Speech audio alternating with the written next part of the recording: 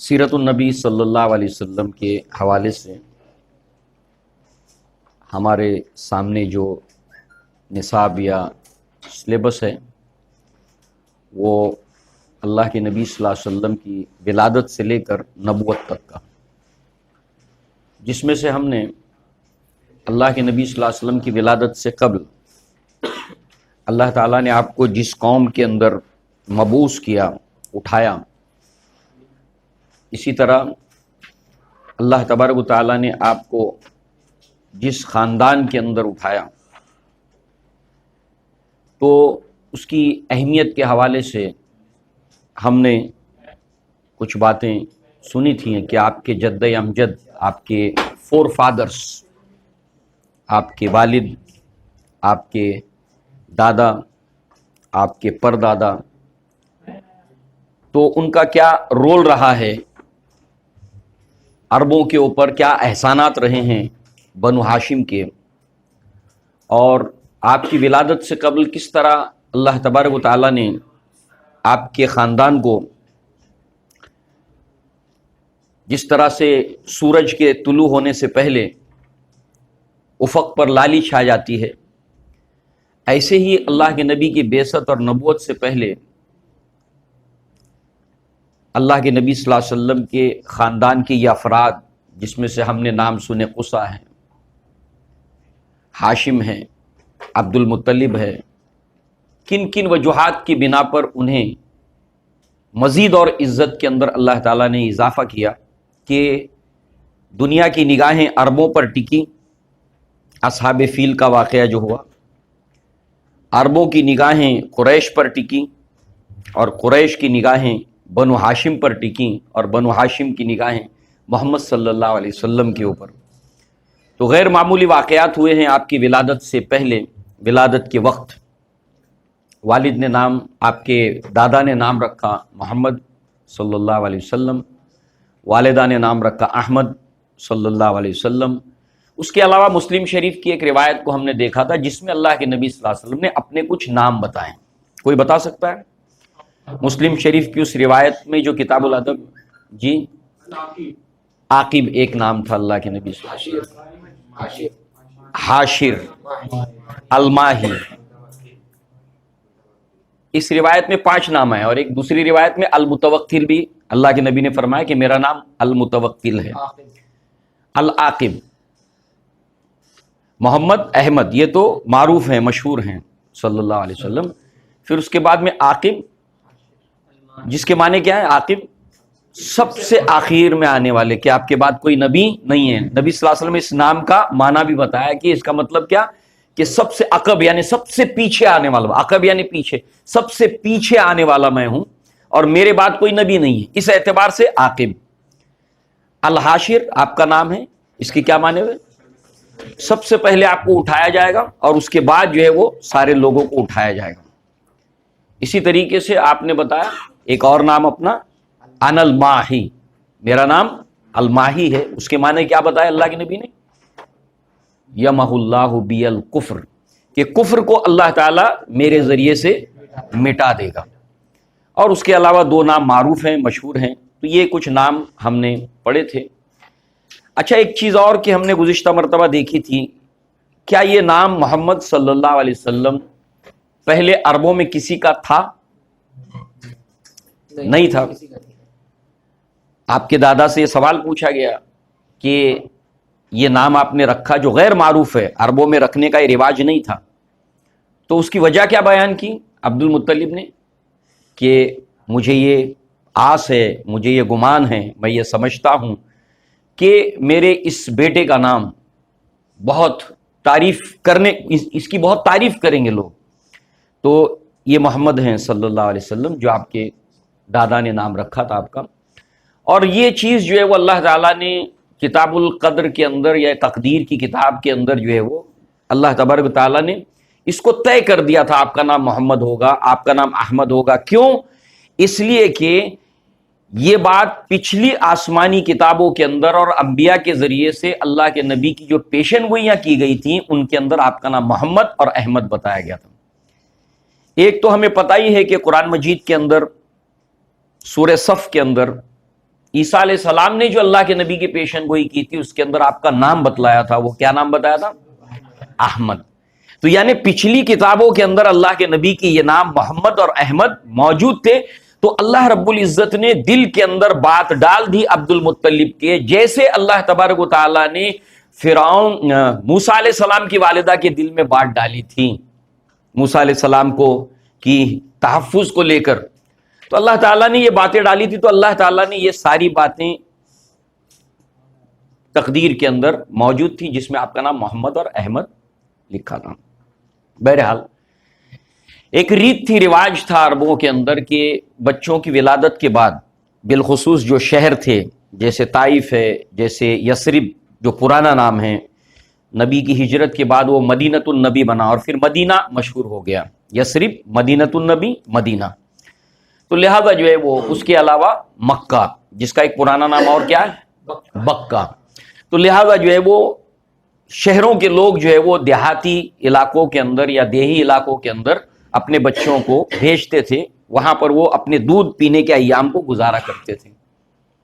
اور مقصد اس کا کیا ہوتا تھا؟ کیوں ایسا کرتے تھے وہ لوگ؟ کہ جو دیہاتوں کی آب و ہوا جو ہے وہ صحت کے لیے بچوں کی اچھی ہوتی تھی، تو بچے ہیلتھی ہوتے تھے، تو اس نسبت سے وہ لوگ جو ہے وہ یہ بچوں کو دیہات میں بھیجا کرتے تھے۔ اور پھر ہم نے دیکھا کہ بنو سعد سے عورتیں آئیں اور بچوں کو لے گئیں، اور جس سال اللہ کے نبی کی ولادت ہوئی تھی اس سال بھی آئی تھی، اور حلیمہ سعدیہ کے حصے میں اللہ کے نبی صلی اللہ علیہ وسلم آئے، اور اللہ کے نبی صلی اللہ علیہ وسلم کو جتنی بھی خواتین تھی جو بچوں کو لینے کے لیے آئی تھیں، تو آپ کے تعلق سے جب انکوائری کرتی تو پتہ چلتا کہ آپ کے والد کا انتقال ہو گیا، تو وہ لوگ ایسا سوچتی کہ کیا ملے گا ہم کو جب ہم واپس کریں گے بچوں کو، تو ایسی صورت میں وہ وہاں کو چھوڑ کر اللہ کے نبی کو نکل جاتی، مگر اللہ رب العزت نے یہ طے کیا تھا کہ اللہ کے نبی صلی اللہ علیہ وسلم حلیمہ سعدیہ کے یہاں پرورش پائیں، پروان چڑھیں، یہ اللہ کی حکمت ہوتی ہے۔ ایک پتا بھی جو آسمان سے گرتا ہے وہ اللہ تعالیٰ کی مرضی کے بغیر نہیں گرتا، اور کوئی چھوٹے سے چھوٹا کام بھی اللہ کی مصلحت کے بغیر نہیں ہوتا، اس کے پیچھے کوئی نہ کوئی گہری حکمت اور مصلحت ہوتی ہے، چاہے ہم اسے نہ دیکھ سکیں۔ تو اب یہاں پر جو ہے وہ اتنی تمام کے تمام خواتین جو ہے وہ انہوں نے اللہ کے نبی کو نہیں لیا۔ بظاہر یہ چیزیں ایسی ہیں کہ ناپسندیدہ نظر آتی ہیں، مگر یہ ناپسندیدگی کے احوال کے اندر ایک اللہ کی خیر اور پوشیدہ خیر چھپا ہوتا ہے، اور وہ کیا تھا آج ہمارے سامنے انشاءاللہ العزیز آئے گا۔ اسی طریقے سے کچھ باتیں ہیں کہ اللہ کے نبی نے جب آپ کی ولادت ہوئی تو آپ کی جو رضائی مائیں ہیں اس کے اندر ایک نام آتا ہے سویبہ، عموماً اس کو صوبیہ لکھا ہوتا ہے، اور آپ کے نوٹس کے اندر بھی صوبیہ ہی لکھا ہوا، آپ اس کو کریکٹ کر لیں۔ تو بہت سے لوگ اپنی بچی کا نام بھی رکھتے ہیں، اور اس کی وجہ بھی یہی ہوتی ہے کہ چونکہ اللہ کے نبی صلی اللہ علیہ وسلم کو انہوں نے بچپن میں دودھ پلایا تھا، تو اس اعتبار سے بچیوں کا نام رکھا جاتا ہے، مگر وہ صوبیہ رکھ دیتے ہیں، حالانکہ وہ نام ہے سویبہ۔ تو یہ ابو لہب کی لونڈی بھی تھی، انہوں نے اللہ کے نبی صلی اللہ علیہ وسلم کو بچپن میں جب ولادت ہوئی تھی دودھ پلایا۔ ایک آپ کی والدہ ہیں آمنہ، اسی طریقے سے سعدیہ، حلیمہ سعدیہ رضی اللہ عنہا جو بعد میں ایمان لائی تھی، اسی کے ساتھ ساتھ ام ایمن جو آپ کی پرورش کے اندر آپ نے اہم رول ادا کیا۔ تو یہ کچھ نام ملتے ہیں اللہ کے نبی صلی اللہ علیہ وسلم کی رضائی ماؤں میں دو،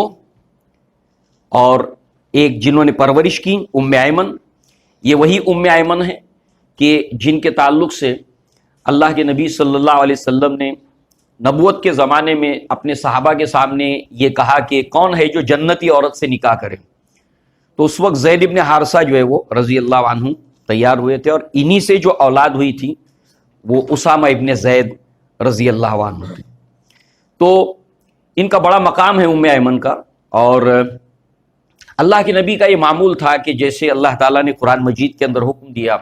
وبالوالدین احسانا، اپنے والدین کے ساتھ احسان کا سلوک کرنے کا اللہ نے حکم دیا۔ اور عائشہ صدیقہ رضی اللہ عنہا سے یہ پوچھا صحابہ نے کہ اللہ کے نبی کی سیرت، آپ کے اخلاق، آپ کی عادات کیا ہیں؟ تو اس پر عائشہ صدیقہ رضی اللہ عنہا نے کہا کہ کانا خلقہ القرآن، کہ آپ کے اخلاق عادات کیا ہیں؟ قرآن مجید ہیں، آپ قرآن مجید کی عملی تفسیر ہیں۔ تو والدین کے ساتھ حسن سلوک کا اللہ تعالیٰ نے حکم دیا ہے، تو اللہ کے نبی صلی اللہ علیہ وسلم نے اپنے والدین کے ساتھ میں جو حسن سلوک کیا ہے، تو والد تو انتقال کر چکے تھے آپ کی ولادت سے پہلے جب آپ اپنی والدہ کے بطن میں تھے۔ دوسرے جو ہے وہ آپ کی والدہ کا انتقال ابھی ہم آگے دیکھیں گے کہ جب آپ 6 سال کے تھے اسی وقت ہو گیا، یعنی آمنہ۔ تو آپ کو بڑے ہو کر ان کی خدمت کرنے کا موقع نہیں ملا،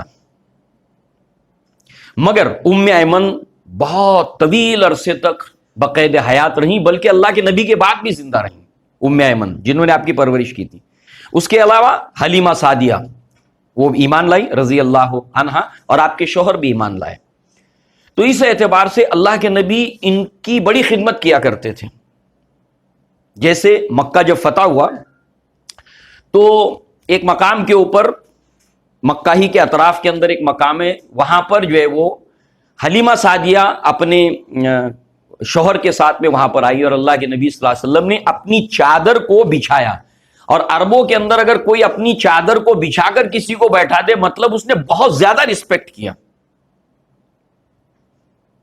تو اس اعتبار سے آپ نے اپنی چادر کو بچھایا اور صحابہ کرام سے کہا کہ یہ میری امی ہے، میں نے ان کا جو ہے وہ دودھ پیا ہے، اور وہ واقعات اللہ کے نبی صلی اللہ علیہ وسلم نے صحابہ کے ساتھ میں شیئر کیے۔ نبوت سے پہلے کے بچپن کے بہت سے واقعات اللہ کے نبی نے اپنے صحابہ کے ساتھ میں شیئر کیا۔ آپ نے سنا ہوگا کہ اللہ کے نبی صلی اللہ علیہ وسلم کا ایک مرتبہ غزوے میں گزر ہوا، اور واپسی کے وقت میں جہاں پر اللہ کے نبی صلی اللہ علیہ وسلم کی والدہ مدفون ہیں، یعنی دفن ہیں، وہاں پر اللہ کے نبی نے اپنی والدہ کو یاد کر کے بہت روئے آپ، اور صحابہ کہتے اتنا روئے کہ اللہ کے نبی صلی اللہ علیہ وسلم ہم بھی جو ہے وہ رو دیے۔ تو اللہ کے نبی صلی اللہ علیہ وسلم کا اپنے جو والدہ تھی نبوت کے زمانے میں، اس میں حلیمہ سعدیہ کے ساتھ میں حسن سلوک کی مثالیں آپ کو سیرت کے اندر ملیں گی کہ کس طرح آپ اپنے والدہ کے ساتھ میں حسن سلوک کرتے تھے۔ اسی کے ساتھ ساتھ ام ایمن کے تعلق سے آپ کا یہ ہمیشہ سے طریقہ رہا، سنت رہی کہ آپ جو ہے وہ ان کو ہمیشہ ان کی تیمارداری کے لیے جایا کرتے تھے۔ تو اللہ کے نبی صلی اللہ علیہ وسلم کی وفات کے بعد ایک مرتبہ ابو بکر صدیق رضی اللہ عنہ اور عمر ابن الخطاب رضی اللہ عنہ آپس میں گفتگو کرتے ہیں کہ چلو ام ایمن سے ملتے ہیں، ان کی تیمارداری کرتے ہیں، کہ اللہ کے نبی ان کے پاس برابر جایا کرتے تھے، بلا ناغہ جایا کرتے تھے۔ جو آپ کا معمول تھا، شیڈیول تھا، اس کے اندر یہ بات طے تھی کہ آپ اپنی والدہ سے ضرور ملنے کے لیے جاتے۔ کبھی ایسا ہوتا ہے کہ بیٹا جو ہے وہ کاروبار کی وجہ سے یا تجارت کی وجہ سے کسی اور شہر میں ہوتا ہے،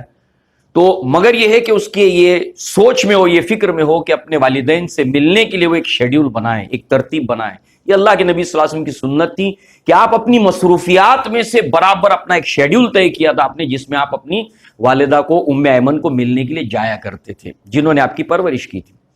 تو یہ دونوں صاحبان کو جب دیکھا ام ایمن نے تو زار و قطار رونے لگی۔ تو ابو بکر صدیق رضی اللہ عنہ نے پوچھا کہ کیا آپ کیوں روتی ہیں؟ کیا آپ کو نہیں معلوم کہ اللہ تعالیٰ نے اس دنیا کے بالمقابل جو اس دنیا کے اندر اپنے نبی کے لیے جو خیر اور بھلائیاں رکھی ہیں وہ اس سے بہتر ہیں اس دنیا سے؟ یعنی ابو بکر صدیق اور عمر رضی اللہ عنہما ان کا یہ رونے کا انہوں نے یہ نتیجہ نکالا کہ یہ اللہ کے نبی صلی اللہ علیہ وسلم کی وفات کی وجہ سے رو رہی ہیں۔ تو اس پر جو ہے وہ یہاں آئیے بیٹھیے۔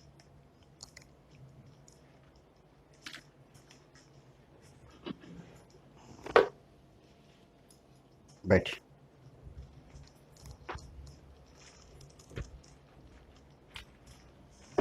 رکھ دیں آپ۔ تو ام ایمن کہتی ہیں رضی اللہ عنہا کہ میں اس لیے نہیں رو رہی ہوں، میں جانتی ہوں کہ اللہ تعالیٰ نے جو اس دنیا کے مقابلے میں اس دنیا میں آپ کے لیے جو نعمتیں رکھی ہیں وہ اس سے بہتر ہیں۔ میں تو اس لیے رو رہی ہوں کہ وہی کا سلسلہ جو جاری تھا نبی کی موجودگی میں اب وہ منقطع ہو گیا۔ تو یہ صحابہ کرام نے جب دیکھا، یعنی ابوبکر صدیق رضی اللہ عنہ اور عمر بن الخطاب نے، تو وہ بھی رونے لگے. یعنی یہ ایک ان کے لیے ایک بہت ہی محرومی کی ایک گویا کہ بات تھی کہ اللہ کے نبی کی موجودگی میں اللہ تبارک و تعالی جو رب العالمین ہے،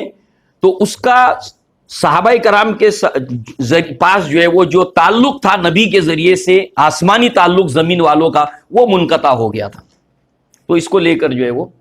یہ بات اس حوالے سے کہ اللہ کے نبی صلی اللہ علیہ وسلم کا جو حسن سلوک تھا جو اپنے والدین ہیں، اس کے علاوہ جو آپ کی رضائی بہنیں ہیں، بھائی ہیں، ان کے ساتھ میں بھی اللہ کے نبی کا سلوک بہت اچھا حسن سلوک آپ جو ہے وہ ان کے ساتھ کیا کرتے تھے. حالانکہ ان میں سے بہت سے وہ لوگ تھے جو ایمان بھی لائے. تو اس طرح سے یہ تمام باتیں ہم نے دیکھی، اور اللہ کے نبی اب اپنے ایام جو رضاعت کے ہیں، یعنی دودھ پینے کے ایام ہیں، وہ بنو سعد کے اندر گزار رہے ہیں جو طائف کے پاس ہیں.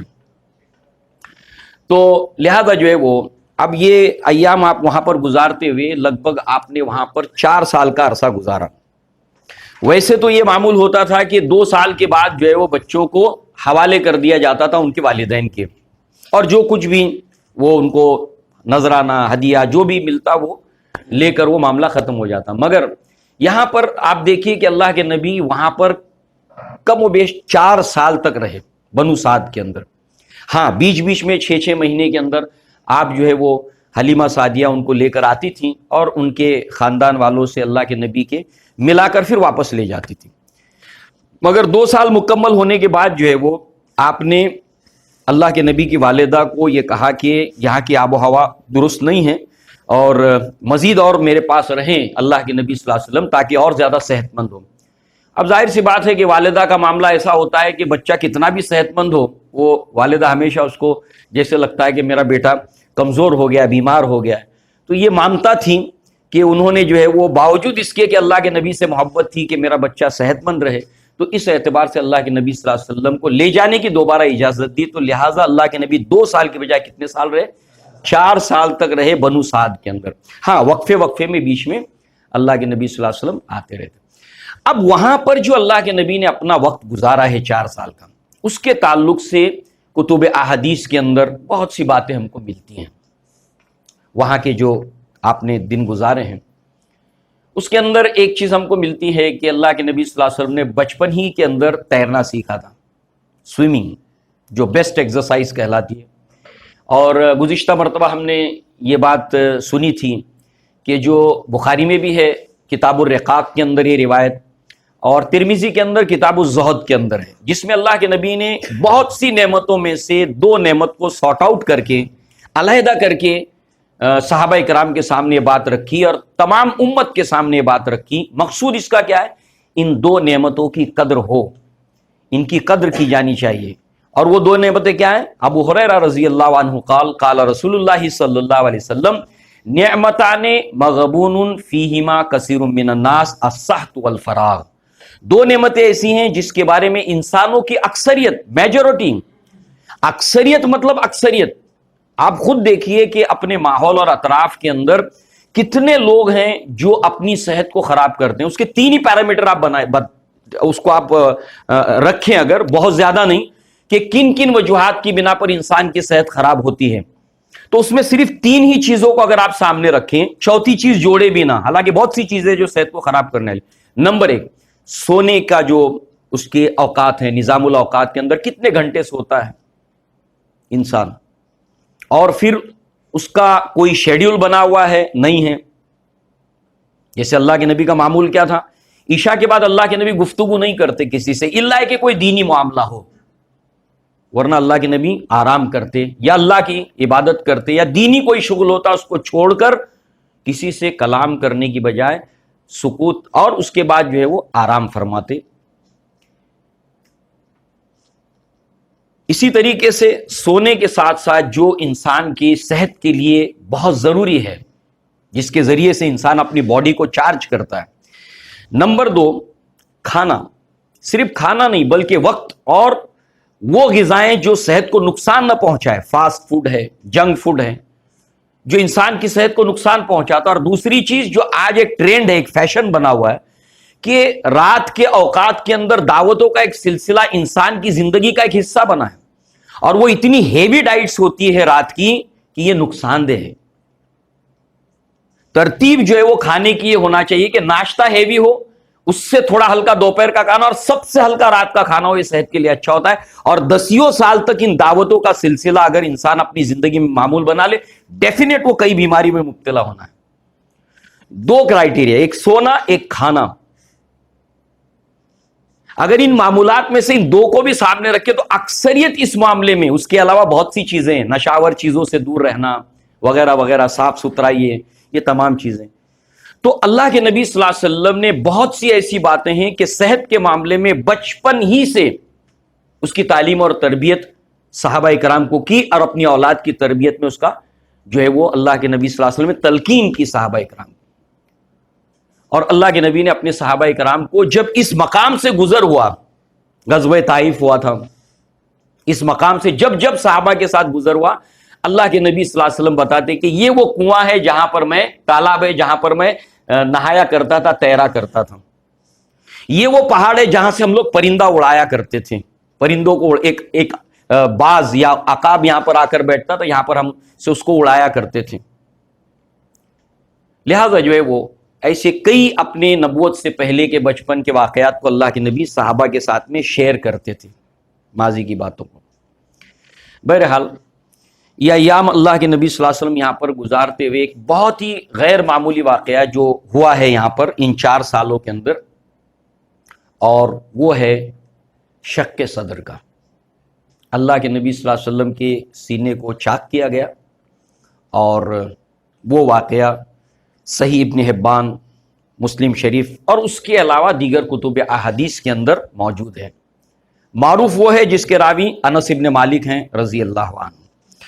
تو اس کے حوالے سے ہم دیکھیں گے کہ یہ واقعہ اللہ کے نبی صلی اللہ علیہ وسلم کی زندگی میں جب پیش آیا تو انس ابن مالک رضی اللہ عنہ کہتے ہیں کہ انا رسول اللہ صلی اللہ علیہ وسلم آتاہ جبریل, جبریل علیہ السلام آپ کے پاس آئے, وہو یلعب مع الغلمان, اور اللہ کے نبی بچوں کے ساتھ کھیل رہے تھے. فاخذہ فسرعہ, تو جبریل نے آپ کو لیا, پکڑا اور آپ کو لٹایا. فشق عن قلبہ, اور آپ کے دل کو نکالا. شک کیا آپ کے جو ہے وہ سینے کی جگہ کے اوپر جہاں قلب ہوتا ہے اس کو شک کیا, یعنی چیرا اس کو. فاستخرج القلب, اور وہاں سے جو ہے وہ دل کو نکالا. فاستخرج منہ علقۃ, اور پھر سینے کو چیر کر دل نکالا, اور دل میں سے ایک علقہ, ایک لوتھڑا ہے, اس کو نکالا, اور کہا فقال ھذا الشیطان منک, تو یہ وہ حصہ ہے جو شیطان ہر انسان کے اندر جو ہوتا ہے, جیسے اللہ کے نبی نے فرمایا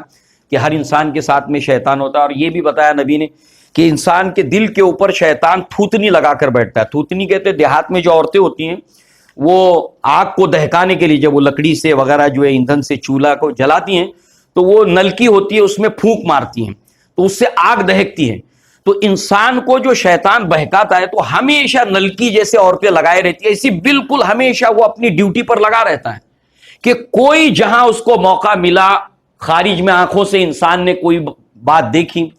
کوئی چیز دیکھی, کانوں سے کوئی بات سنی, تو یہ چنگاری جیسے ہی پڑی ویسے ہی وہ پھونک مار دیتا ہے اور وہ آگ دل کے اندر جو ہے وہ بھڑکا دیتا ہے. تو یہ وہ چیز ہے کہ اللہ کے نبی نے جیسے فرمایا کہ ہر انسان کے جسم کے اندر ایک گوشت کا لوتھڑا ہے. الا ان فی الجسد مضغۃ, کہ سنو, آگاہ ہو جاؤ کہ انسان کے دل کے جسم میں ایک گوشت کا لوتھڑا ہے. اذا صلحت صلح الجسد کلہ, جب اس کی اصلاح ہو جاتی ہے تو پورا جسم سدھر جاتا ہے. آنکھیں سدھر جاتی ہیں جو دیکھتی ہیں, کان سدھر جاتے ہیں جو سنتے ہیں, قدم سدھر جاتے ہیں جو اٹھتے ہیں, ہاتھ سدھر جاتا ہے جو کسی کی طرف بڑھتا ہے اچھائی اور برائی کی طرف. تو تمام اعضاء اور جوارح کے اوپر قابو ہو جاتا ہے اگر اس انسان کے دل کا معاملہ درست ہوتا ہے. اور پھر اگر یہ بگڑ جاتا ہے پورا جسم بگڑ جاتا ہے. تو گویا کہ جو انسان کے اندر جو اشتعال دلانے والا جو ایلیمنٹ ہے, جو سافٹ ویئر ہے ہم کہیں گے جس کو, کہ جس کی وجہ سے ایکٹیو ہو جاتا ہے انسان گناہ کی طرف, وہ جو حصہ تھا اس کو نکال دیا گیا. اسی لیے آپ دیکھیں گے کہ بچپن میں عموماً جو بچوں میں شرارتیں ہوتی ہیں, جو بھی بچے شرارت کرتے ہیں, معاملات ہوتے ہیں, ان ساری چیزوں سے آپ دیکھیں گے اللہ کے نبی صلی اللہ علیہ وسلم کا بچپن ایک دم پاک ہے. تو یہ ساری چیزیں کیا ہیں؟ اس واقعے کے ساتھ میں منسلک ہیں. تو جب کبھی ہم اللہ کے نبی کی سیرت میں اس چیز کو پڑھتے ہیں تو یہ کہا پھر جبریل نے کہ یہ اس کا حصہ ہے نکال. ثم غسلہ فی طست من ذہب بماء زمزم، اس کے بعد میں اس کو تشت کے اندر آب زمزم سے اس کو دھویا گیا، اور پھر جو ہے وہ ثم اعادہ فی مکانہ، اور پھر اسی جگہ پر جہاں پر وہ تھا اس کو اسی جگہ کے اوپر رکھ دیا گیا. انس بن مالک رضی اللہ عنہ کہتے کہ اس کے نشانات جو ہے وہ جو شق کیا گیا تھا آپ کا سینہ، اس کے نشانات کو میں نے جو ہے وہ دیکھا تھا. لہذا اس کے بعد یہ ہوا کہ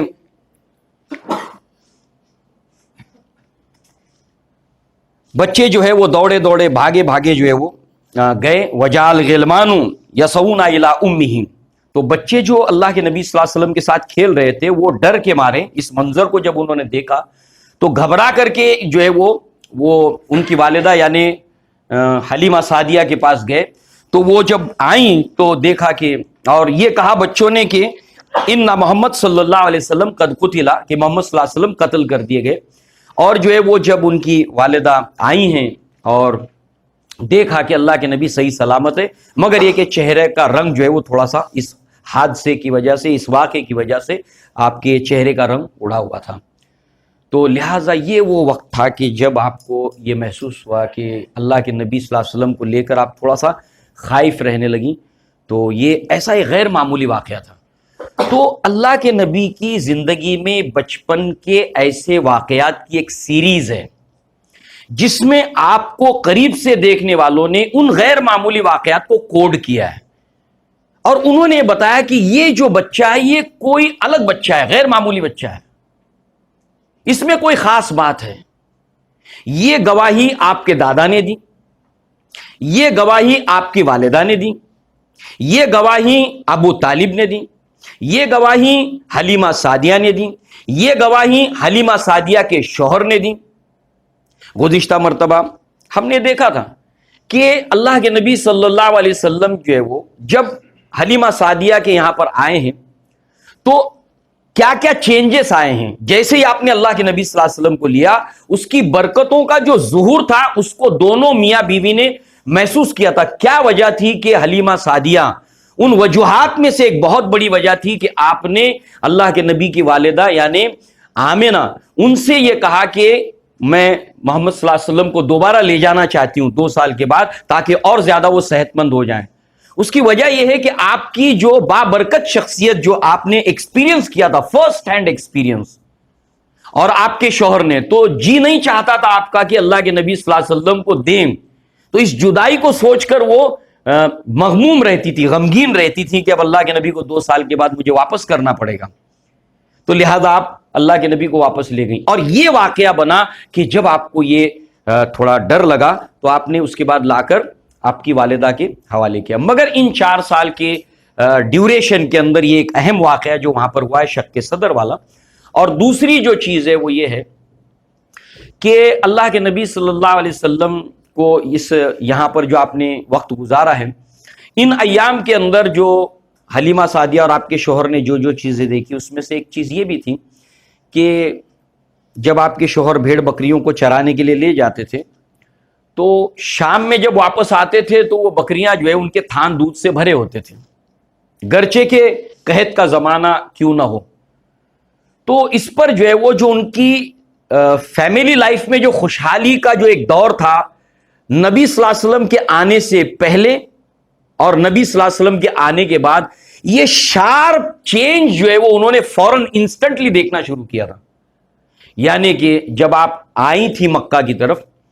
تو جس اونٹنی کے اوپر بیٹھ کر آئی تھی اس کے تھان سوکھے ہوئے تھے، اس کے بعد جیسے ہی اللہ کے نبی کو لیا اس کے تھان بھر گئے. اور خود حلیمہ سعدیہ کے ساتھ ایک بچہ تھا، ان کا اپنا بچہ جو اللہ کے نبی صلی اللہ علیہ وسلم کا رضائی بھائی تھا. تو وہ اتنا بھوک کی وجہ سے روتا تھا، مگر حلیمہ سعدیہ کہتی ہے کہ نہ اونٹنی کے تھان میں دودھ تھا، نہ جو ہے وہ میرے جو ہے وہ سینے میں دودھ تھا. لہذا بچہ بھوک کی وجہ سے اتنا روتا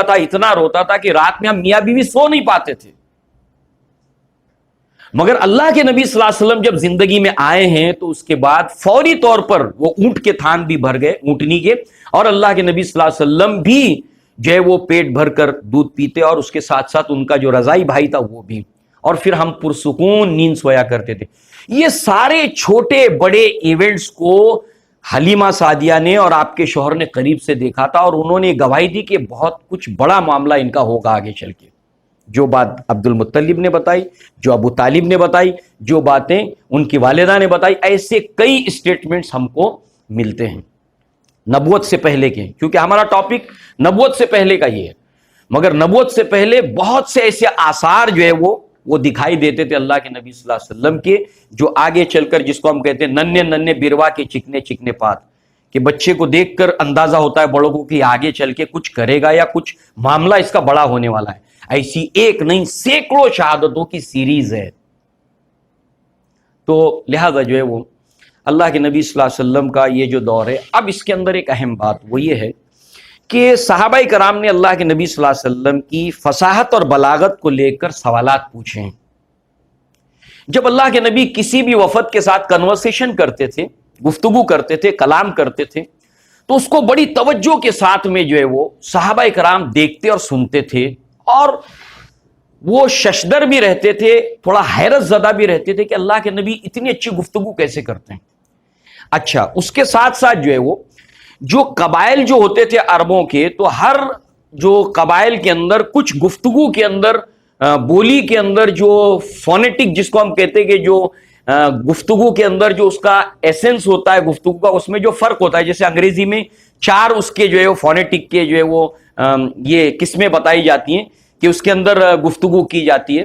تو علامہ اقبال کے بارے میں آتا ہے کہ جب وہ گفتگو کرتے تھے کسی سے, تو سب سے پہلے وہ دھیان سے سنتے تھے کہ یہ جو انگریزی میں گفتگو کر رہا ہے تو اس کا جو فونیٹک کے اندر سے کس کے اندر کون سے ایسنس میں گفتگو کر رہا ہے, اسی ایسنس کے اندر اس سے بات کرتے تھے. تو ایسے ہی اللہ کے نبی صلی اللہ علیہ وسلم کا معاملہ تھا کہ جب آپ گفتگو کرتے تھے مختلف قبائل سے, وفود سے, تو صحابہ کرام بہت توجہ سے دیکھتے تھے, سنتے تھے آپ کو, اور آپ کی گفتگو میں اتنے مگن ہو جاتے. اور کئی بار سوال پوچھا کہ اللہ کے نبی اس کا کیا راز ہے کہ آپ اتنی اچھی گفتگو کرتے ہیں عربی زبان کے اندر, اس کا کیا راز ہے. اب جو ہم نے وہ مقولہ دیکھا تھا, اذا اراد اللہ شیئا حین اسبابہ, اللہ جب کسی چیز کا ارادہ کرتا ہے تو ریزنز پیدا ہوتے چلے جاتے ہیں. اس کے اوپر ہم نے گفتگو پچھلی مرتبہ ایک بات اپنے سامنے رکھی تھی کہ کہیں ہمارے دل و قلب کے اندر یہ بات نہیں آنی چاہیے. کیا نہیں آنی چاہیے؟ گزشتہ مرتبہ ایک بہت اہم نقطہ ہمارے سامنے تھا کہ ہمیں جب کوئی کامیابی ملتی ہے تو عموماً ہماری نگاہ کہاں جاتی ہے؟ اسباب کے اوپر جاتی ہے. ایسا ہوا تو ایسا ہوا. جب جیسے اسپتال میں جا رہا ہے انسان, تو جب اسپتال میں انسان کسی پیشنٹ کو لے کے جا رہا ہوتا ہے, یا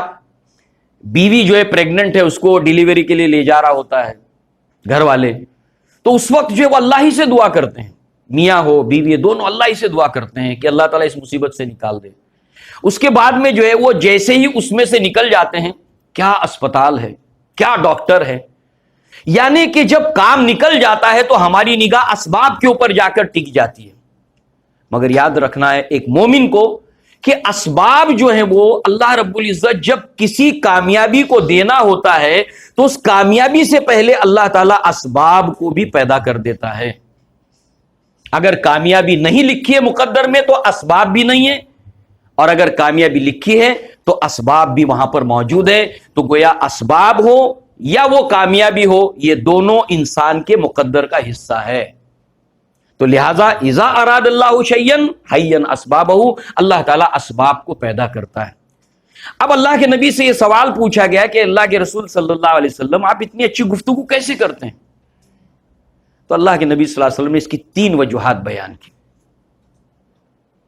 اس لیے کہ اس کا تعلق نبوت اور رسالت کے ساتھ میں. تربیت کے تعلق سے جو آتا ہے کہ تربیت کیا ہے, وہ ہے انشاء شیئن, کسی چیز کا آہستہ آہستہ پروان چڑھنا, درجہ بدرجہ پروان چڑھنا. مثال کے طور پر اللہ تعالیٰ جسمانی جو ربوبیت ہماری فرماتا ہے تو انسان جب ہم ماں کے پیٹ سے انسان جب باہر آتا ہے تو اس وقت اس کے دانت نہیں ہوتے ہیں، اور چونکہ اس کی غذا اس دنیا میں آنے سے پہلے اللہ تبارک و تعالیٰ اس کی تربیت یعنی اس کے انشاء، اس کے جسم کے بڑھنے کا معاملہ جو پیٹ کے اندر ہوتا ہے، وہ پیٹ کے اندر اسباب پیدا کرتا ہے اللہ تعالیٰ اس کے پروان چڑھنے کے، کہ وہ ایک نطفے سے لے کر ایک مکمل بچہ تیار ہوتا ہے 6 مہینے سے لے کر 9 مہینے کے درمیان، اور پھر اس کے بعد وہ اس دنیا میں آنے سے پہلے اللہ تعالیٰ جو ہے وہ اس کی والدہ کے سینے کو اس کے رزق سے بھر دیتا ہے، مگر ابھی اس کے دانت نہیں ہیں، مگر جیسے جیسے اس کا جسم بڑھتا جاتا ہے، اس کی بھوک بڑھتی جاتی ہے، تو 6 مہینے سے اس کے دھیرے دھیرے دانت کے آنے کا سلسلہ شروع ہوتا ہے۔ تو جیسے جیسے انسان کے جسم کو جس چیز کی ضرورت ہوتی ہے اللہ تعالیٰ وہ چیز پرووائڈ اس وقت کے اوپر کرنا شروع کرتا ہے۔ یہ اللہ کی ربوبیت ہے اپنے بندوں کے لیے اور تمام اپنی مخلوق کے لیے، جس کو اس نے پیدا کیا ہے، پیدا کرنے سے لے کر اس کے خاتمے تک جتنی اس کی ضروریات ہے ساری کے ساری ضروریات کو اللہ پرووائڈ کرتا ہے۔ یہ ہے اللہ کی ربوبیت۔ تو ایسے ہی اللہ رب العزت انبیاء کو جو نبوت کے مقام تک پہنچاتا ہے تو ان کے سب سے بڑا جو ایک کام ہوتا ہے کہ اللہ کے پیغام کو پہنچانا، تو اس میں ان کی زبان کی سلاست ہے، اس کی روانی ہے، اس کی فصاحت ہے، اس کی بلاغت ہے، اس کا اہتمام اللہ تبارک و تعالیٰ وہ بچپن ہی سے اس کے ساتھ ساتھ کر دیتا ہے۔ موسیٰ علیہ السلام نے کیا دعا کی تھی؟ جی کوئی پڑھے، موسیٰ علیہ السلام نے کیا دعا مانگی تھی اللہ تعالیٰ سے؟ رب اشرح لی صدری، اے اللہ میرے سینے کو کھول، یعنی اگر ہیزیٹیشن سینے میں ہوگا، آدمی کھڑا ہو گیا 10 لوگوں کے سامنے اور اندر ایک خوف طاری ہے، تو پھر اس کے بعد دل، دماغ اور زبان کا تال میل ڈسکنیکٹ ہو جائے گا۔ میرے سینے کو کھول، رب اشرح لی صدری ویسر لی امری، میرے اس کام کو، میرے اس معاملے کو آسان کر دے۔ رب اشرح لی صدری ویسر لی امری واحلل عقدۃ من لسانی، اور میری زبان کی گرہ کو کھول دے، اور جو کچھ میں کہوں، آپ نے کہا تو بہت کچھ، مگر سمجھ میں بھی آیا کہ نہیں آیا سننے والوں کی، تو لہٰذا ان میں سے کسی طرح کی کوئی رکاوٹ نہ بنے۔ تو اللہ کے نبی صلی اللہ علیہ وسلم سے صحابہ کرام نے یہ سوال پوچھا، تو اللہ کے نبی صلی اللہ علیہ وسلم نے فرمایا وما یمنعونی، ایسا کیوں نہ ہو کہ میری زبان میں جو فصاحت اور بلاغت کا تم مشاہدہ کرتے ہو، تو ایسا کیوں نہ ہو۔ ایک تو جو مسلم شریف میں روایت ہے کہ اللہ کے نبی نے فرمایا کہ فضلت علی الانبیاء بست، اللہ نے 6 چیزوں سے مجھے دوسرے انبیاء پر فضیلت دی ہے، اور ان 6 چیزوں میں ایک چیز اللہ کے نبی نے کیا بتائی؟ اوتیت جوامع الکلم، کہ مجھے جامع کلمات دیے گئے ہیں، پروفاؤنڈ ورڈز مجھے دیے گئے ہیں، جس میں کم سے کم الفاظ ہیں اور جس میں زیادہ سے زیادہ مفہوم ہیں۔ اور پھر اس کا جواب اللہ کے نبی نے دیا کہ ایسا کیوں نہ ہو، وما یمنعونی ولدت فی قریش، میری ولادت جو ہوئی ہے کہاں پر ہوئی ہے؟ قریش میں ہوئی ہے۔ اب آپ دیکھیے اللہ کے نبی صلی اللہ علیہ وسلم کو اللہ نے نبی بنا کر مبعوث کرنا تھا، یہ تقدیر کی کتاب میں طے تھا، مگر اللہ کے نبی کو پہلے سے نہیں معلوم تھا۔ ایک وقت کے بعد اللہ کے نبی صلی اللہ علیہ وسلم کو جب بتلایا گیا، تب اللہ کے نبی صلی اللہ علیہ وسلم نے بہت سی باتیں جو بتائیں، تو قریش کے اندر میری ولادت ہوئی ہے، اور قریش جو ہے وہ تمام عرب، کون سے عرب؟ 3 عرب ہم نے دیکھے تھے، ان میں سے کن عربوں سے اللہ کے نبی کا تعلق تھا؟ عرب مستعربہ، تو اس سے تعلق تھا۔ تو میری جو ولادت ہوئی ہے وہ قریش میں ہوئی ہے، اور عمومی طور پر عرب مستعربہ، اور اس میں جو قریش ہے ان کا معاملہ یہ تھا کہ وہ لوگ اپنے علاوہ سب کو عجمی کہتے تھے۔ عجمی یعنی گونگا یعنی سچ مچ نہیں، ان کو بات کرنا نہیں آتا، گفتگو کا فن، آرٹ آف ٹاکنگ، یہ تو ہم ہی جانتے ہیں۔ تو اس اعتبار سے عربوں کو عموماً مان تھا، اور قریش اس کے اندر اپنا ایک امتیاز رکھتے تھے، اپنی ایک خصوصیت رکھتے تھے کلام۔ آپ دیکھیے نا، ابو طالب کے قصائد موجود ہیں، قصیدہ یہ پوئٹری کی ایک فارم ہے، وہ قصیدہ ہی فارسی سے اردو میں آیا ہے، اور قصیدے کے ہی کے اندر ایک پارٹ ہوتا تھا غزل کا عربی شاعری کے اندر۔ تو گویا کہ ابو طالب خود، جہاں پر اللہ کے نبی صلی اللہ علیہ وسلم نے عبد المطلب کے بعد 12 سال کی عمر سے اللہ کے نبی صلی اللہ علیہ وسلم ابو طالب کے ساتھ رہے، اور ابو طالب بہت فصیح اللسان تھے۔ اب ظاہر سی بات ہے کہ ایک 12 سال کا بچہ اگر اپنے والد کو گفتگو کرتے ہوئے بار بار دیکھتا ہے تو اس کے اثرات پڑتے ہیں والد کے اس کی کلام کے اوپر، اس کی گفتگو کے اوپر. اسی طریقے سے اللہ کے نبی صلی اللہ علیہ وسلم کی جو دادا تھے عبد المطلب، تو 6 سال کی عمر سے جب اللہ کے نبی صلی اللہ علیہ وسلم 4 سال کی عمر میں تو آ گئے مکہ میں، حلیمہ آپ کو چھوڑ گئیں، اس کے بعد سے لے کر 12 سال تک، یعنی 4 سال سے لے کر 12 سال تک، جو 6 اور 2 8 سال بنتے ہیں، تو 8 سال اللہ کے نبی صلی اللہ علیہ وسلم اپنے دادا عبد المطلب کے ساتھ میں رہے. اور اتنا زیادہ عبد المطلب آپ سے پیار کرتے تھے، اتنا زیادہ کہ حرم کے اندر جو ہے وہ قریش کے قبائل کے بیٹھنے کی جگہ ہوتی تھی، اسپیسیفک جگہ ہوتی تھی، وہاں پر وہی قبیلہ بیٹھتا تھا. تو اس جگہ کے اوپر جو ہے چادر بچھائی جاتی تھی، اور جتنے عبد المطلب کے بیٹے ہیں وہ چادر سے دور بیٹھتے تھے رسپیکٹ کے اندر. کسی کی ہمت نہیں ہوتی تھی کہ اس چادر کے اوپر جا کر بیٹھ جائے، مگر اللہ کے نبی جا کر بیٹھتے اور آپ کے چچا روکتے آپ کو کہ وہاں مت جاؤ، وہاں مت جاؤ. اس پر جو ہے وہ اللہ کے نبی صلی اللہ علیہ وسلم کو ان کے دادا عبد المطلب کہتے تھے کہ چھوڑ دو میرے بیٹے کو، اس کی یہ بڑی شان والا ہوگا. لہذا جو ہے وہ اپنے دادا جو فصیح اللسان تھے ان کو اللہ کے نبی نے 4 سال سے لے کر 12 سال کی عمر تک ان کی گفتگو، ان کے کلام کو سنا. تو والد کے کلام کے اثرات تو بیٹے پہ ہونے. قریش سے تعلق تھا عبد المطلب کا. ابو طالب ایک بہت ہی فصیح اللسان شاعر بھی تھے. جب شیب ابی طالب کے اندر آپ نے قصیدہ لکھا ہے بہت ہی زبردست فصیح اور بلیغ، یعنی پروفاؤنڈ، جس کو آپ کہتے ہیں بمبئی کی بھاشا میں کہ گاگر میں ساگر، اور ادبی زبان میں کہتے ہیں کہ سمندر کو کوزے میں بند کر دینا. تو اتنے فصیح اشعار انہوں نے کہے ہیں شیب ابی طالب کی، وہ جب ان کو محصور کیا گیا تھا اس وقت. تو ابو طالب بھی فصیح اللسان تھے، جن کو 12 سال سے لے کر اللہ کے نبی صلی اللہ علیہ وسلم نے نبوت کے ابتدائی دور تک 40 سال تک آپ کو قریب سے دیکھا، ان سے گفتگو کی، ان سے کلام کیا. اس کے ساتھ ساتھ جو ہے وہ اللہ کے نبی صلی اللہ علیہ وسلم قریش کے اندر پیدا ہوئے. ایک وجہ اللہ کے نبی نے یہ بتائی جس کی وجہ سے میری زبان میں فصاحت اور روانی ہے. اس سے کیا معلوم ہوا؟ اس سے یہ معلوم ہوا کہ بچوں کی تربیت کے اندر والدین کی گفتگو کا بہت اہم کردار ہوتا ہے. اور والدین کو جب بھی بچوں کے سامنے کلام کریں، گفتگو کریں، اس بات کا خیاس ذہن کے اندر یہ بات رہے کہ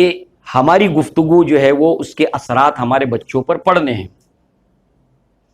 اسی کے ساتھ ساتھ دوسری وجہ آپ نے یہ بتائی کہ وہ نشاتو فی بنی سعد. نشا انشا اسی کو کہتے ہیں، یعنی میں پروان چڑھا ہوں، بڑا ہوا ہوں بنو سعد کے اندر.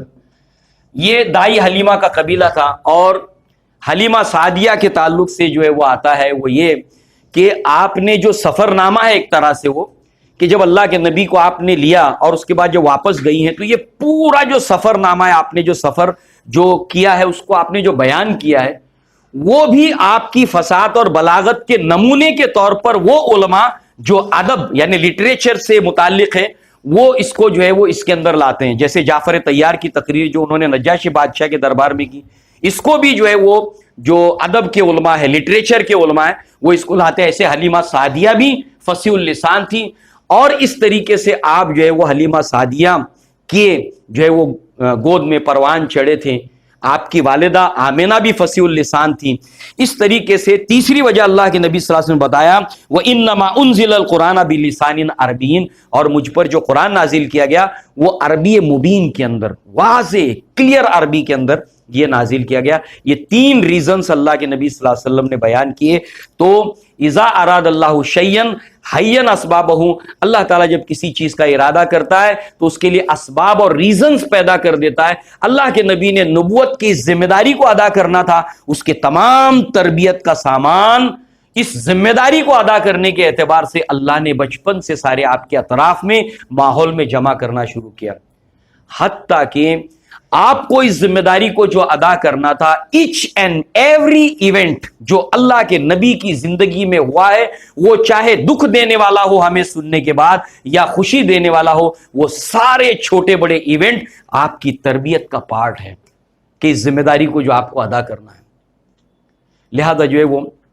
شق صدر کے بعد ایک اہم بات جو ہے وہ یہ ہے کہ تمام کتب احادیث میں صحیح روایات موجود ہیں جس کے اندر اللہ کے نبی صلی اللہ علیہ وسلم کا جو دونوں شانوں کے درمیان ایک مہر تھی جس کو نبوت کی مہر کہا جاتا ہے، اور یہ آپ کی پہچان کے طور پر پہلی آسمانی کتابوں میں اس کا ذکر تھا کہ وہ نبی جو آخری آئے گا اس دنیا کے اندر اس کی کیا کیا پہچان ہوگی۔ اس کے لیے آپ دیکھیے کہ نہ صرف یہ ہے کہ جغرافیکل لوکیشن جو ہے وہ کہ کس جگہ پر اللہ کے نبی پیدا ہوں گے، وہ جگہ کا لوکیشن جو ہے وہ پہلی آسمانی کتابوں میں موجود تھا۔ پھر وہ وہاں سے نکل کر جس جگہ پر ہجرت کریں گے اس ہجرت والے شہر کی علامتیں بھی بتائی گئی تھی کہ جغرافیکل اسٹرکچر اس کا کیسا ہوگا۔ اسی کے ساتھ ساتھ اسپیسیفک اللہ کے نبی کے تعلق سے نشانیاں بتائی گئی تھی جس کا تعلق آپ کے جسمانی ساخت میں بھی کچھ ایسی نشانیاں رکھی گئی تھی، اس کے علاوہ اور دوسری مانوی نشانیاں بھی بتلائی گئی تھی پچھلے آسمانی کتابوں میں۔ فار ایگزامپل، مثال کے طور پر سلمان فارسی اصفہان جس کو ایران کہتے ہیں وہاں سے نکلے ہیں، بہت سے آپ نے تکالیف اٹھائی، بہت سے شہروں میں ہوتے ہوتے ہوتے بالآخر مدینہ میں آ کر آپ غلام بنا کر بیچے گئے۔ ایک یہودی کے پاس آپ کام کرتے تھے، تو وہ آپ کی زندگی میں جتنے بھی لوگوں کے پاس، راہبوں کے پاس، عالموں کے ساتھ، اہل کتاب کے وہ رہے، ہر ایک نے ان کو آگے آگے پاس آن کیا کسی اور کے پاس، مگر ایک آخری راہب جو ہے وہ اس کا جب آخری ٹائم آیا موت کا تو سلمان فارسی نے کہا کہ اب میں کہاں جاؤں حق کی تلاش میں۔ تو اس وقت اس نے کہا کہ میری معلومات میں اب کوئی ایسا آدمی میں نہیں جانتا ہوں جو اس حق کے اوپر قائم اور دائم ہو۔ عیسائی دنیا بہت بڑی تھی، پوری رومن ایمپائر عیسائی تھی اور بہت بڑی دنیا عیسائی تھی، مگر اس کے اوپر قائم لوگ مجھے نہیں معلوم اب کوئی ہے۔ ہاں مگر میرا علم جو ہے وہ اس سے مجھے یہ پتا چل رہا ہے کہ آخری نبی کی بعثت کا وقت قریب آیا ہے۔ لہذا اس راہب نے سلمان فارسی کو وہ جگہ بتائی جہاں پر اللہ کے نبی صلی اللہ علیہ وسلم ہجرت کریں گے، وہ کالے پتھروں کی سرزمین ہوگی، اور آپ مدینہ کا اسٹرکچر دیکھیں جغرافیکل، اس کے دائیں اور بائیں جو ہے وہ لاوے کی وادی ہے، لاوے کی وادی جہاں کالے پتھر ہیں، اور اس کے جنوب کے اندر جو ہے پورے باغات ہیں کھجوروں کے۔ وہی بات ہے کہ غزوہ احزاب کے وقت میں اللہ کے نبی صلی اللہ علیہ وسلم نے صحابہ سے جب مشورہ کیا تو دائیں جانب اور بائیں جانب سے مدینہ میں آنے کا کوئی امکان نہیں تھا، انسان تو چھوڑو اونٹ اور گھوڑے بھی اس پر نہیں چل سکتے تھے کیونکہ اس کے پاؤں کٹنے کے امکانات تھے دائیں اور بائیں جانب۔ اس کے بیک سائیڈ کے اندر پورے کھجور کے باغات تھے، جو حصہ یہاں پر باقی میں بچ گیا تھا گیپ، اسی کو اللہ کے نبی نے یہاں سے لے کر یہاں تک خندق سے پور کر دیا، اور اس طریقے سے پورا مدینہ جو ہے وہ محفوظ ہو گیا، سیکیور ہو گیا۔ تو اس کی علامتیں جغرافیکل اسٹرکچر کے طور پر بتائیں، اور ساتھ ہی ساتھ بتایا کہ وہ نبی یہاں پر ہجرت کریں گے تو پھر میں ان کو پہچانوں گا کیسے اتنی بڑی آبادی میں۔ تو اس وقت جو ہے وہ جو بات بتائی اس کو راہب نے کہ نمبر ایک، تم ان کو صدقہ دو گے وہ قبول نہیں کریں گے، نمبر ایک۔ نمبر دو، تم ان کو تحفہ دو گے، ہدیہ دو گے، قبول کر لیں گے۔ اور تیسری چیز، ان کے دونوں شانوں کے درمیان نبوت کی مہر ہے۔ تو سلمان فارسی جب اللہ کے نبی کے پاس آئے، تفصیلی واقعہ ہے، تو پہلی مرتبہ کچھ کھجورے لے کر آئے اور اللہ کے نبی کو کہا کہ صدقے کی ہیں۔ تو اللہ کے نبی نے سب کو تقسیم کرنے کا حکم دیا، مگر آپ نے خود نے استعمال نہیں کیا، ایک علامت پوری ہو گئی۔ دوسرے دن آپ پھر لے کر آئے، کہا اللہ کے نبی ہدیہ ہے، تو اللہ کے نبی نے خود بھی کھایا اور صحابہ کو بھی تقسیم کیا، دوسری بھی علامت پوری ہو گئی۔ مگر تیسری تھوڑا کمپلیکیٹڈ تھی کیونکہ وہ دونوں شانوں کے بیچ میں وہ نبوت کی مہر تھی۔ تو اس کے تعلق سے صحابہ کرام کہتے ہیں کہ کبوترے کی انڈے کی مانند اس کا سائز تھا، تھوڑا سا ہلکا حصہ ابھرا ہوا تھا، اس کا کلر بھی تھا، اس کے اوپر کچھ بال بھی تھے۔ تو لہذا جو ہے وہ اللہ کے نبی صلی اللہ علیہ وسلم ایک مرتبہ جنازے میں شریک تھے، اور سلمان فارسی آپ کے پشت کے اوپر آ کر ڈیفرنٹ اینگلز بنا کر اس کو دیکھنے کی کوشش کر رہے تھے۔ تو اللہ کے نبی صلی اللہ علیہ وسلم نے اپنی چادر کو، اللہ کے نبی سمجھ گئے، تھوڑا پیچھے کو ہٹا دیا۔ تو سلمان فارسی نے جیسی اس نبوت کو مہر کو دیکھا، ویسی اللہ کے نبی صلی اللہ علیہ وسلم کو جو ہے وہ آپ نے پکڑا، اور اس کے بعد بہت زار و قطار رونے لگے کہ اس حق کو پانے کے لیے کہاں سے لے کر کہاں تک میں نے سفر کیا۔ تو اللہ کے نبی نے اس وقت سلمان فارسی سے کہا کہ اپنی پوری کہانی سناؤ حق کی تلاش کی۔ تو اس طریقے سے اور بھی واقعات ملتے کہ اس کا پلیس پراپر کون سا تھا۔ تو اس کا پراپر پلیس جو تھا جو مہر کا، کہ جس جگہ پر ہمارا ہارٹ ہوتا ہے، یعنی لیفٹ سے تھوڑا سا رائٹ کی طرف ہوتا ہے، کمپلیٹ رائٹ نہیں ہوتا ہے، زیادہ تر پارٹ اس کا لیفٹ کی طرف ہوتا ہے، مگر لیفٹ سے تھوڑا سا رائٹ کی طرف جو ہے وہ ہارٹ کا پلیس ہے ہمارا سینے کے اندر، بالکل اسی پلیس کے اوپر جو شق صدر کے بعد، چار یہ ہے کہ نبوت سے پہلے ہی ولادت کے وقت ہی مہر تھی، نمبر ایک۔ دوسری بات یہ بتائی جاتی ہے کہ ولادت کے بعد جو ہے وہ شق صدر کے بعد وہ مہر نمایاں ہوئی تھی، اور تیسری بات جو ہے وہ یہ بیان کی جاتی ہے کہ اللہ کے نبی صلی اللہ علیہ وسلم کی جب نبوت کا آغاز ہوا تب، مگر یہی بات صحیح ہے کہ شق صدر کے بعد وہ نبوت کی مہر ابھر آئی تھی، اور جس جگہ پر دل ہوتا ہے عین اس کے بیک سائڈ میں پشت کے اوپر وہ مہر تھی، اس کا سائز، اس کا رنگ، جیسے کہ ہم نے ابھی سنا۔ تو اللہ کے نبی صلی اللہ علیہ وسلم کی یہ مہر پچھلی آسمانی کتابوں کے اندر بطور نشانی کے بتائی گئی تھی، اور اسی کے ساتھ ساتھ ایک صحابیہ ہے جو چھوٹی تھیں، ان کا نام ام خالد ان کو کہا جاتا ہے۔ تو یہ ام خالد اللہ کے نبی صلی اللہ علیہ وسلم کے پاس ایک مرتبہ جو ہے وہ کچھ مال غنیمت وغیرہ جو آیا تھا، تو اس میں ایک چادر تھی جس میں بیل بوٹے بنے ہوئے تھے۔ تو اللہ کے نبی صلی اللہ علیہ وسلم نے صحابہ سے کہا کہ میں کس کو دوں؟ تو صحابہ نے کہا اللہ کے نبی آپ جس کو چاہے دیں۔ تو آپ نے ام خالد کو طلب کیا، جو بچی تھی چھوٹی، اور آپ نے اس کو دیا اور کہا کہ تم اس کو استعمال کرو، اور اس کے اوپر جو بیل بوٹے بنے تھے اللہ کے نبی نے اس کے اوپر انگلی رکھی اور کہا سننا سننا، افریقی زبان کے اندر یہ بہت خوب ہے، یہ بہت خوب ہے۔ ایسی ایک مرتبہ ام خالد اپنے والدین کے ساتھ میں آئی، اور اللہ کے نبی نے ان کا جو لباس دیکھا تو کہا کہ یہ بہت اچھا لباس تم نے پہنا ہے، بہت اچھا لباس پہنا ہے۔ اور وہ بچی اللہ کے نبی کے قریب آ کر اللہ کے نبی کی نبوت کی مہر سے کھیلنے لگی، تو والد ڈانٹنے لگے کہ مطلب اللہ کے نبی کے احترام اور تعظیم کے حوالے سے بچی کو ڈانٹنے لگے، تو اللہ کے نبی نے فرمایا نہیں نہیں، ان کو کھیلنے دو، ان کو ڈانٹو مت۔ تو ایسے کئی صحابہ کرام ہیں جنہوں نے اللہ کے نبی صلی اللہ علیہ وسلم کی اس مہر کو دیکھا تھا، تو لہٰذا جو ہے وہ یہ یہاں تک ہم نے ابھی دیکھا، اور اللہ کے نبی صلی اللہ علیہ وسلم کو حلیمہ سعدیہ مکہ چھوڑ گئیں۔ اب آپ اللہ کے نبی صلی اللہ علیہ وسلم اپنی والدہ آمنہ کے ساتھ رہنے لگے، مگر آپ نے 2 سال کا عرصہ صرف اپنے والدہ کے ساتھ میں گزارا ہے، 4 سال سے لے کر 6 سال تک۔ تو انشاءاللہ یہ آگے ہم اللہ کے نبی کی سیرت کے سلسلے کو جاری رکھیں گے۔ اللہ تعالیٰ سے دعا ہے کہ اللہ تعالیٰ ہمیں اللہ کے نبی کی سیرت کو پڑھنے کی توفیق عطا فرمائے۔ اسی کے ساتھ ساتھ اگلی مرتبہ کچھ آج جو ہم نے پڑھا ہے اس کے تعلق سے کچھ سوالات آپ کو اورلی پوچھے جائیں گے، اور جیسے کہ میں نے آپ سے کہا بھی تھا کہ آپ یہاں پر آنے سے پہلے جو 46 قریب جو کوشچنز ہیں، تو اس کے جو آپ پڑھ کر آئیں، اور جانے کے بعد بھی ایک مرتبہ 24 آورز کے اندر اس کو ایک مرتبہ ریوائز کر لیں، بلکہ زیادہ بھی نہیں ہے، آپ شروع سے آخر تک بھی اس کو ریوائز کر سکتے ہیں، ہر مرتبہ آنے سے پہلے ایک بار اور جانے کے بعد ایک بار، بڑی مشکل سے 10 منٹ 15 منٹ بھی شاید نہ لگیں اس کو۔ تو اگلی مرتبہ جو چیزیں ہیں کہ ہم یہاں سے شروعات کریں گے وہ یہ ہے کہ اللہ کے نبی صلی اللہ علیہ وسلم نے کتنا عرصہ حلیمہ سعدیہ کے یہاں پر گزارا، شق صدر کے واقعات کے تعلق سے اللہ کے نبی صلی اللہ علیہ وسلم کی یہ جو نبوت کی مہر تھیں، اس کے تعلق سے کچھ باتیں جو ہم نے سنی ہیں، اس کے تعلق سے کچھ باتیں آپ سے انٹریکشن کے اندر ہم جو ہے وہ پوچھیں گے، اور اس کے بعد جو ہے وہ انشاءاللہ ہم اس کے بعد والا اگلا پارٹ آگے جاری رکھیں گے۔ اقول قولی ھذا واستغفر اللہ لی ولکم ولسائر المسلمین۔ جی اس میں لگ بھگ 20 کے اوپر ہوا ہے۔ جی 12 سال تھی اس وقت میں، نہیں یہ وہ 8-12 کا ہے معاملہ، جیسے اس میں نام کا بھی معاملہ ہے، تو عموماً زیادہ تر تو 12 سال ہے۔ اگلی مرتبہ ہم اس کو دیکھیں گے جب اس کی جو یہ ڈفرنسز جو ہے وہ کیا ہیں، اور جیسے آج ہے کہ 4 باتیں نبوت کی مہر جو ہے وہ